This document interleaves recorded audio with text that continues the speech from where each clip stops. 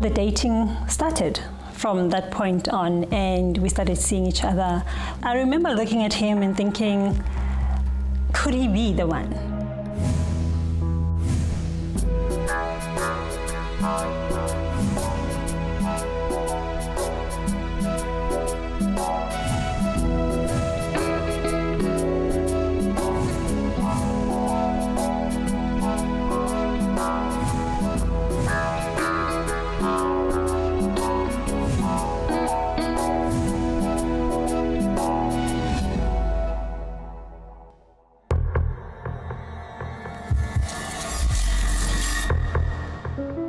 My name is Melody Zondo. I'm originally from Orlando East, Soweto, but I've since settled down at Krugersdorp in the West Rand.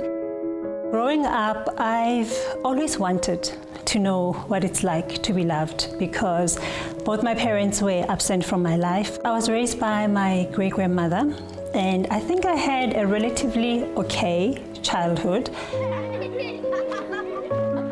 I think at some point in time when I was about 16 or so, I started rebelling and I started looking for that love in the wrong places. So I started dating at school. I was still very young and I could never really find, that void that was left there by my parents. And then after I matriculated from school, I had to go straight to the workforce, to join the workforce because there was no money for me to go to varsity. So lucky for me, I managed to actually get a job. I was working as a receptionist for a very, very small company. One day, when I was on my way home, I hear a tap on my shoulder. So I turn around, I look back, only to find there's this tall and dark and handsome guy. Came with such confidence, he had a big smile on his face and he's walking tall, and I was like, okay. So I was curious. I was like, let's see where this goes. So he's like, you're very beautiful and I just wanted to tell you that. I'm like, okay, thank you. So he's like, I'd like to give you a phone call sometime, maybe take you out for lunch if you're interested. So of course I play hard to get. I'm like, I'm not just gonna give him my number, he just basically gave me this very big smile and laugh, and he's like, well, if you don't give me your number, how are you gonna know who I am if you don't give me a chance? I gave him my number, and the very next day he called me at work. I think from that moment I was intrigued by this man. Came across, he's well-spoken, he's articulate. I wanted to know more. So in any case, he keeps calling me, almost every day at work. Eventually, I agree to a date. We go out on a first date. I remember it was at Eastgate, one of the restaurants there. The conversation was just flowing so beautifully, and there were no awkward silences or anything like that. We just seemed like we were meant to be. We clicked and he kept me laughing, he was so funny. I remember looking at him and thinking, could he be the one?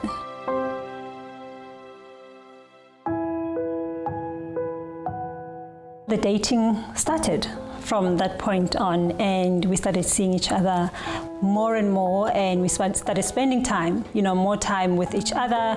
Every weekend, basically, I was with him, we were going out to movies, and he was basically the kind of man that I was looking for. He was attentive, he was funny, he cared for me. About maybe 6-8 weeks when ngimtshela ukuthi that particular weekend bengikhona ukumbona because I wanted to spend isikhathi nabangani bami. Umuntu wangikwatela, but to such an extent that he basically said to me, well, if you love me as much as you say you love me, you should be able to, come and see me. I should be a priority in your life. Of course I felt bad. So eventually I canceled my plans that I had with my friends, and I went and I was with him. And izinto zihambe kanjalo nje going forward. So it was his way, all the time. I wouldn't spend time with anybody else, and that's pretty much how things changed. So from him telling me that I can't spend time with my friends, it changed and it went to, he started telling me what to wear. So the one time he says to me, I look too sexy for work.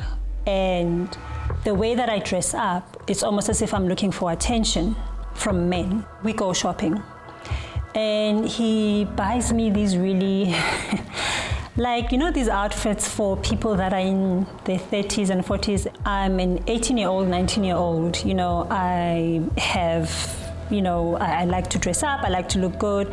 And then I go from that to I'm covered up, you know, from my neck all the way down. He controlled who I spoke to on my cell phone. He controlled what I was wearing. He controlled if I was wearing makeup or not, where I was going, and pretty much that's how it was. He would call me names. He would say things like, Nisfebe, ngiyamfebela, ngintomazana yaseGoli eloose. It got to a point where he would just say, yeah, we are feba again, and you know, I never got upset about it. I'd be just like, oh, you know, you say this every day, what's new, type of a thing.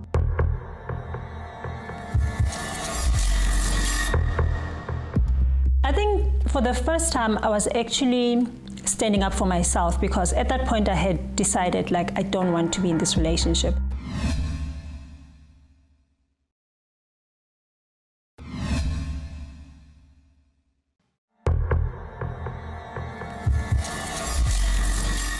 The verbal abuse became physical abuse. I remember the very first day that he put his hands on me. It was a Sunday afternoon, and we're having a fabulous time. We're at his place, and he's cooking for me, great cook at that, making all my favorites, you know, and we just, you know, we're having a really, really good time. And then I say to him, look, I'm gonna call it tomorrow. It's a Monday. I wanna be nice and fresh for work. You know, I can't have a late night. And then he starts making sexual advances at me.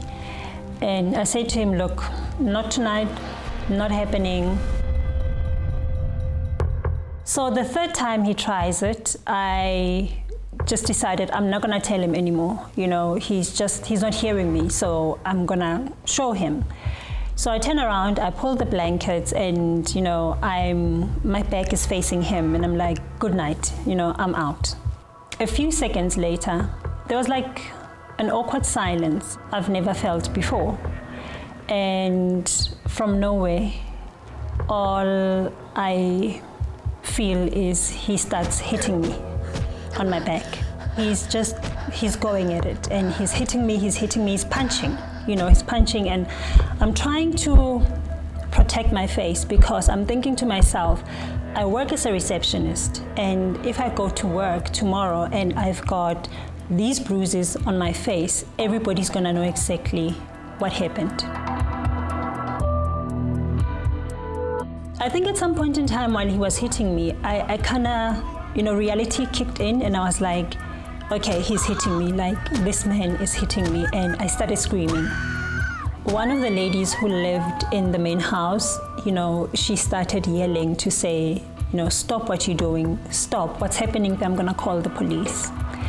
And when she said that, I think that's when he realized what he was doing, and then he stopped. After that, we laid there for the rest of the evening. I had my back to him. I slept in one position for the whole night. I was petrified. I thought something else, he might do something else in the middle of the night. You know, I'm here by myself and nobody will ever know what happened. Morning comes and I probably woke up like 2 hours earlier than usual. I went to the bathroom, I took a bath, I packed my things, and I made my way to work, and he followed me. Very apologetic, I'm sorry, ngiyaxolisa, ngiyenza. I leave work and guess what? Ungimele ngaphandle. We sit, we talk, and I'm like, you know what, I'll forgive you, but make sure it doesn't happen again, because if it does, I'm out. I'm going to leave you. for a minute, it almost felt like it's the guy that I met. That attentive guy, that charming guy, who was all about me and making my life happy, until I disagree with him. And the disagreements, it didn't take a lot for him to get upset. So we could basically disagree about, what program we're gonna watch on TV, and he'd get upset. I think at that time I had made peace with the fact that lo muntu unenkinga eye anger.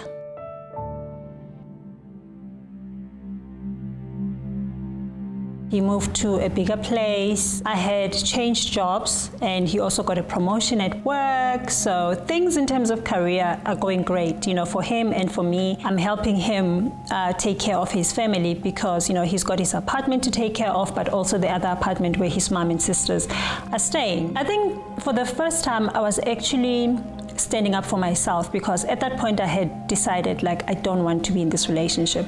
So at that point, I'm now talking to him in a tone that he doesn't understand, a tone that he's not used to, And so this Saturday, I say to him, I don't want to be here. So I make an excuse, no, I need to be home. There is this family gathering, this and that. I need to be home tomorrow morning, so I'm gonna leave. And he says to me, why are you only telling me about this now? Why didn't you tell me earlier? So I'm like, well, I didn't think you'd mind. I mean, I'm gonna be at home, and this is a family thing. So I get up from the couch and I start walking, towards the bedroom to go and get my bag so that I can leave. He pulled me by my hair. At the time, I had these long, very long braids, He pulled me by my hair and he was like, he's dragging me from the TV room all the way to the bedroom. And I'm screaming and I'm yelling because I'm thinking his mom and his sisters are right next door. They will hear me and they will come and help me. So they come to the door and they're knocking and they're asking Vulumnyang, what's happening, And he says, no, it's nothing to worry about. We're just having a little bit of an argument, but hamban.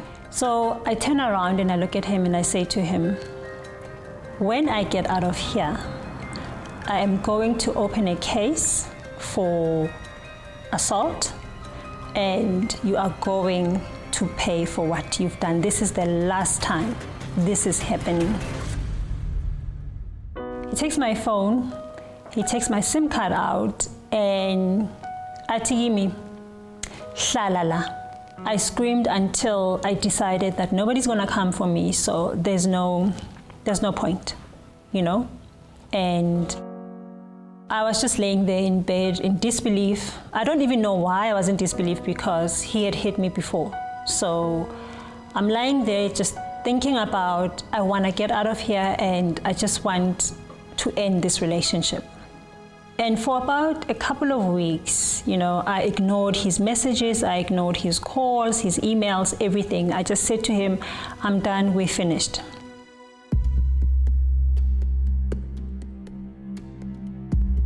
A couple of weeks later, I'm like, I'm not feeling well. So I go to the doctor and I explain to the doctor, this is what has been happening, could it be that it's stress related? And the doctor's like, it could be stress or it could be that you're pregnant. And the test results come back and I'm pregnant. We had broken up for a couple of weeks by that time. And now I'm thinking, I want to keep this baby. I do need to tell him. I pick up the phone, nimfonele. And I could hear, the happiness in his voice with, yeah, she's back, she's calling me. I just called to let you know that I'm pregnant and I've got the appointment with doctor on this day. If you'd like to come, please do that and we'll take it from there. He comes along and, he's feeling he's happy about the news, my first child, and celebrating. So I'm like, this doesn't mean that Mina now, we're back together. I feel like the pregnancy, it changed him a bit in that he became more gentle with me. I never experienced any of the abuse that I had experienced before. Our daughter, she's born healthy, a healthy baby girl, beautiful baby girl. And, it was almost like it was the perfect moment for us at that time, and it almost felt like we are, a family. We bought a house because we wanted us to, all three of us to stay in the same roof and, to build something together.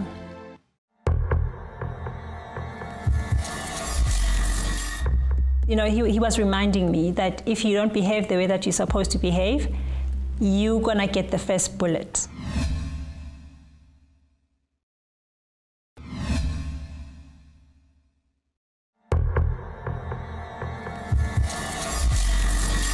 I remember the first day of work, and I'm excited to be back at work, and I'm wearing this skirt and this top and these shoes, and he looks at me and he's like, "Where are you going?" I'm like, "I'm going to work." "What do you mean?" He's like, "You're going to work looking like that. He came to my workplace and he was sitting in the car for some time. And he just wanted to observe what I was doing. Am I going out for lunch? Is there somebody coming to see me maybe at work? And he just sat there in the car and just waiting for something to happen. I was coming from work and he asked me to take off my underwear. He said to me, "Unugangati, you were with somebody earlier on." So I'm like, "What do you mean?" He's like, "You smell as if you were having sex with somebody else." So I'm like, "Okay, I didn't know that you could smell that, but okay." And he asked me to take off my underwear, and he took it and he was sniffing it.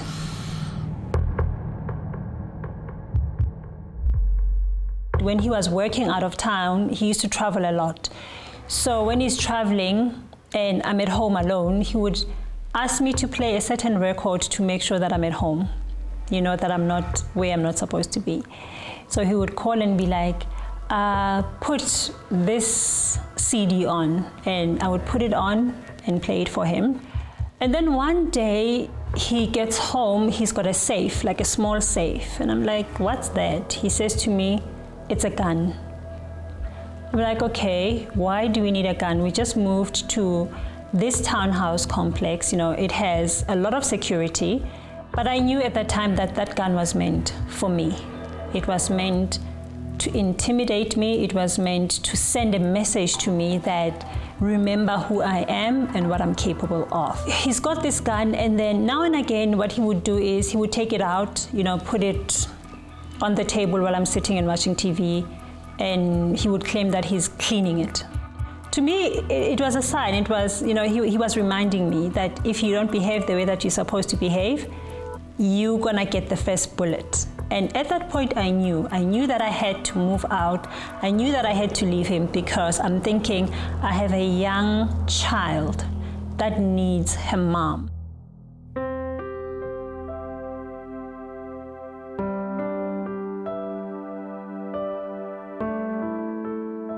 I started saving money. Thank God we didn't have the same bank account. We had separate bank accounts.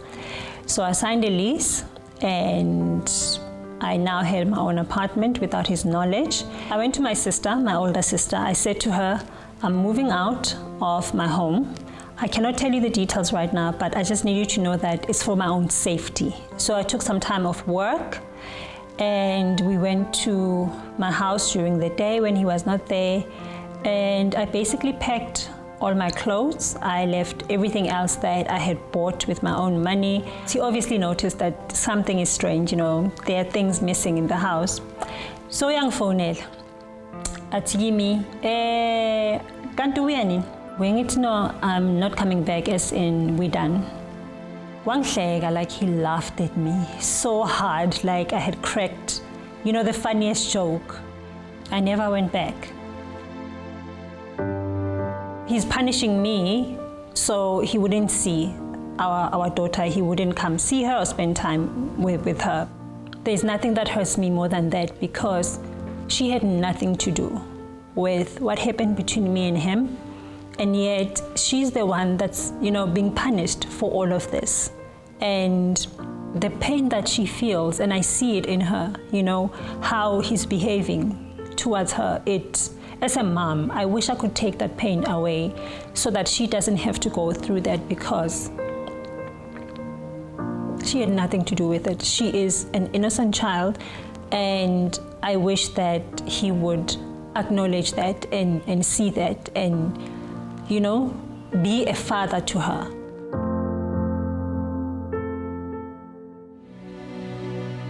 I stayed with this man for about 5 years. I think the reason that I stayed is I felt sorry for him.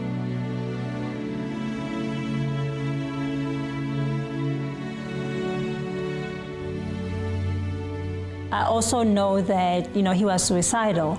And he had said to me that, he would kill himself. And I believed him because he had attempted suicide twice. And I didn't want his death to be because of me. Also surrounded myself with people that love me, people that accept me for who I am, having a healthy relationship with my current husband, who is my best friend, who supports me through everything that I do. I recently was crowned as Mrs. Universe South Africa for 2020, and I'm breaking boundaries and I'm doing things I've always wanted to do, but I couldn't do them because I was so scared of this man. I couldn't be myself.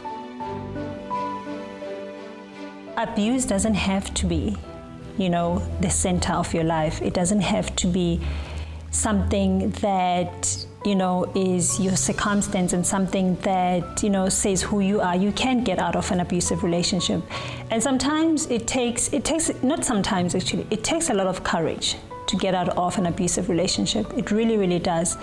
It takes a lot of hard work, because you need to get out of that mindset of you not being good enough, and now start assuring yourself and telling yourself that you are good enough. But it can be done. There's no need to stay in an abusive relationship. If I can do it, so can everybody else. And life is beautiful. It really is, and you don't have to do or be in a relationship that's not healthy, a relationship that doesn't nurture you, a relationship that doesn't let you be you. And I want all the women and the men to know that the signs are always there from